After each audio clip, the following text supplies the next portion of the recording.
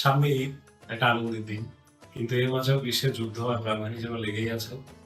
আসুন আমরা চেষ্টা করি যেন কখনো কারো ক্ষতির কারণ না হই, আর নিজেদের সামর্থ্য অনুযায়ী মানুষের পাশে থাকার চেষ্টা করি।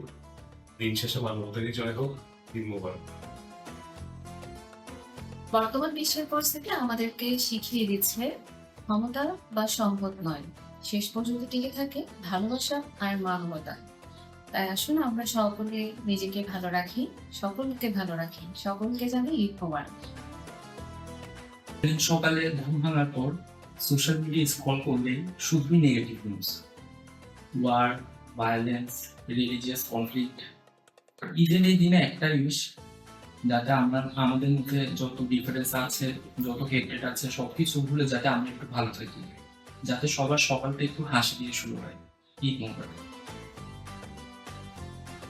ব্রেন ড্রেনের মূল কারণ শুধু শিক্ষা ব্যবস্থা নয়, বরং শিক্ষা অনুযায়ী কর্মসংস্থানের অভাব। বইয়ের স্বপ্ন যখন বাস্তবে রূপ পায় না, তখনই মেধা দেশের বাইরে যাওয়ার পথ খুঁজে। তাই উন্নত শিক্ষার সঙ্গে যোগ্য মানুষের জন্য যোগ্য কর্মসংস্থান নিশ্চিত করা জরুরি। এই ঈদে আমার কামনা, দেশের মেধা দেশে বিকশিত হোক। ধন্যবাদ। বিশ্বজুড়ে নানা সমস্যা, অস্থিরতা ও অনিশ্চয়তার মাঝে ঈদের আনন্দ আমাদের নতুন করে আসা জায়গায়। ঈদ শুধু আনন্দের দিন তা কিন্তু নয়, এটি ক্ষমা, ভালোবাসা, একে অপরের পাশে দাঁড়ানোর এক সুন্দর বার্তা নিয়ে আসে। এই ঈদের আনন্দ আমাদের মনে নতুন আশা জাগাক, পৃথিবী একটু অনেক বেশি সুন্দর হোক, এই কামনা। ঈদ মোবারক। সময়ের বাস্তবতায় সবার ঈদ আনন্দ আর আগের মতো নেই। তবুও ঈদ আমাদেরকে শিক্ষা দেয় মানবতা এবং সহানুভূতি। আসুন এই ঈদে আমরা একে অপরকে সহানুভূতি দেখাই। সবাইকে জানাচ্ছি ঈদ মোবারক। রাস্তায় কোনো অ্যাক্সিডেন্ট দেখলে আমরা অনেক সময় হেল্প না করে মোবাইল বের করে ছবি তুলে অথবা ভিডিও ক্যাপচার করি, কিন্তু একই ঘটনা যদি নিজের ফ্যামিলি মেম্বারের সাথে ঘটে, তখন আমরা হেল্প না পেলে পুরো সোসাইটিকে ব্লেম করি। এই ঈদ আমাদের মনে করিয়ে দেয় আনন্দ ভাগাভাগি করা যেমন গুরুত্বপূর্ণ, তেমনি হিউম্যানিটি শেয়ার করা আমাদের সমান গুরুত্বপূর্ণ। সবাইকে ঈদ মোবারক। ঈদ আমাদের জীবনে সুন্দর দিনগুলোর মধ্যে একটি। ঈদের দিন নতুন জামা, সুস্বাদু খাবার, আত্মীয় স্বজনের বাসায় বেড়াতে যাওয়া, সবকিছু মিলিয়ে আমাদের দিনটি খুব আনন্দ করে কাটে। কিন্তু এই সুন্দর একটি দিন উপহার দেওয়ার পেছনে যাদের একমাত্র অবদান, আমরা তাদেরকেই ভুলে যাই।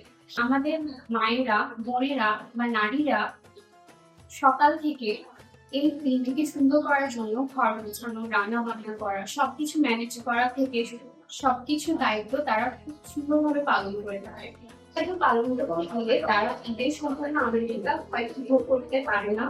মায়েদের, বোনদের বা তাদের বাসার নারীদের সকলের কাজে সাহায্য করা, কারণ ঈদ শুধু একার না, আমাদের সকলে মিলেমিশে কাজ করলে হয়তো ঈদের আনন্দটা আমরা সকলে ভাগ করে উপভোগ করতে পারি।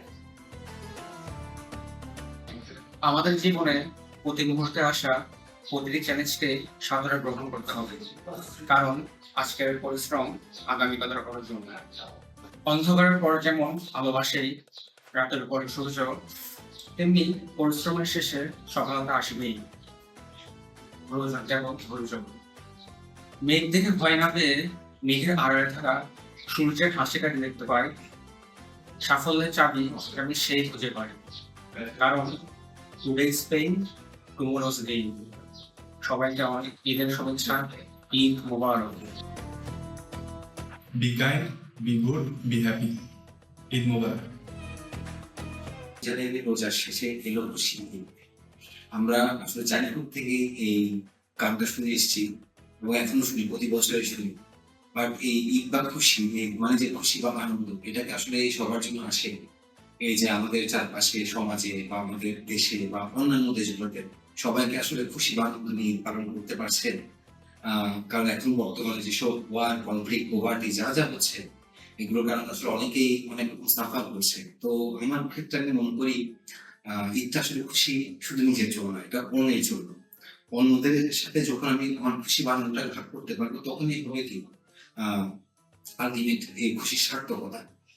তাহলে এখন প্রশ্ন আসে, আপনি খুশিটা কিভাবে ছড়িয়ে দিতে পারবেন অন্যদের মাঝখানে?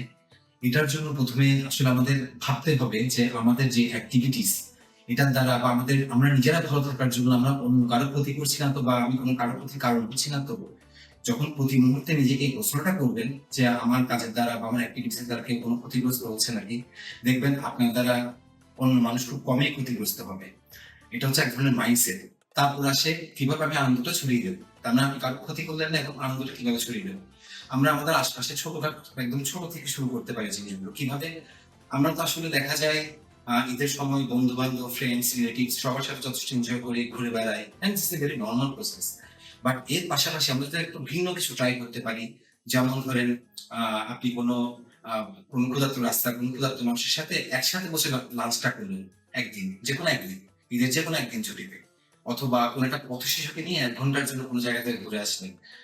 এটা হয়তো আপনার জন্য 1 ঘন্টা আপনার মূল্যবান সময় থেকে, কিন্তু তার জন্য ওটা it is a very beautiful memory actually for them. তো এটা এইভাবে কিন্তু আমরা জিনিসগুলো ছোট ছোট ভাবে আনন্দটাকে ছড়াতে পারি।